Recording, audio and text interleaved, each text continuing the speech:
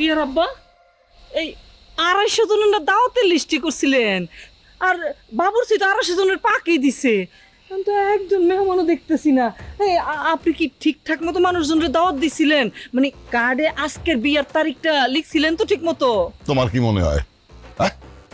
এই হানিফ, কি রে এই দাওয়াতিরা কই? হ্যাঁ, দাওয়াতিরা কেউ আইব না। মানে কেন? সুরের বাইত কেউ দাওয়াত খেতে আইয়ে? হানিফ, মান ইজ্জতের ব্যাপার, দরকার হলে টাকা পয়সা দিয়ে মানুষজন আমার ব্যবস্থা কর। আপনার কি মনে হয় আঙ্কেল আমি কাউকে মানি অফার করি নাই? আমি সবার অনেক রিকোয়েস্ট করছি, হাত পাও ধরে টানাটানি করছি, আমি চাকু দিয়ে ভয় দেখাচ্ছি তাদের পেট গেলায় দেবো, তারপরে কেউ বিয়ে খাইতে আইব না। সবার একটাই কথা, সুরের বাড়িতে বিয়ে খাইতে গেলে তাদের জিনিসপত্র হারায় যাওয়ার ভয় আছে। এই যে চলে আসছে, বড় যাত্রী চলে আসছে। আসেন বিআই সাহেব, আসেন। আসসালামু আলাইকুম। ওয়ালাইকুম আসসালাম। আসেন আসেন। কি ব্যাপার বিআই সাহেব, আপনার এই কয়জন বরযাত্রী কো? এই যে বর আর এই যে যাত্রী।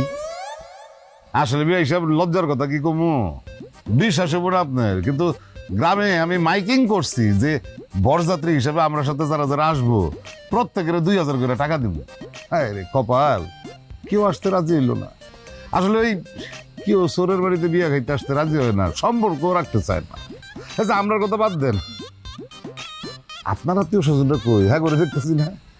বিআই সাহেব, আমারও আপনার মতোই অবস্থা।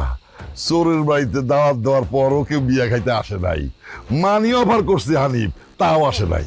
আচ্ছা বাদ দেন, আমরাই তো নিজেরা সেরে ফেলাম। এই ব্যাগটা আপনি একটু ভিতরে নেওয়ার ব্যবস্থা করেন বিয়ে হিসাব, মাইয়াটারে সাজায় নিয়ে আসেন তাড়াতাড়ি, বিয়ার কামটা সেরে ফেলাই। হ্যাঁ হ্যাঁ, আমরা নিজেরাই সারে ফেলাবো। এই ব্যাগ নিয়ে বিআইনটা নিয়ে ভিতরে যাও। যাও বাবাজি, আসো আসো আসো আসো আসো আসো আসো। এই বাসায় বসো বসো বসো বসো।